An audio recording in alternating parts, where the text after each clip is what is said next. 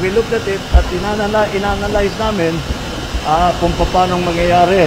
And nakita natin that the effect on the economy should be manageable.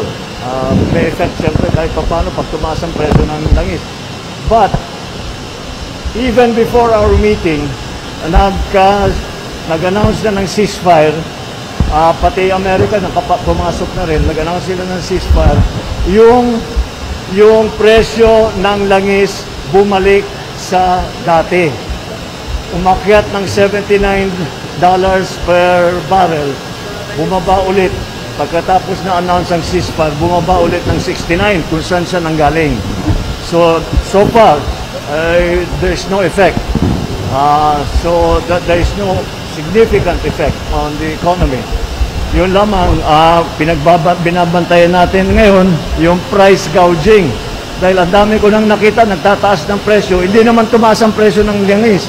So yun ang babantayan natin ngayon. Yeah, that's what we are going to Pero watch. tuloy po yung mga ayuda. Kahit bumaba yung presyo, tuloy pa rin yung mga ayuda po sa ating mga drivers, mga Why? Kung hindi nagbago yung presyo, then we do the same like before. Ang sinasabi namin, hindi ayuda, subsidy, pag tumaas ang presyo. Kung di tumaas ang presyo ng langis, then there's no need for that. We can proceed, we can do business as usual.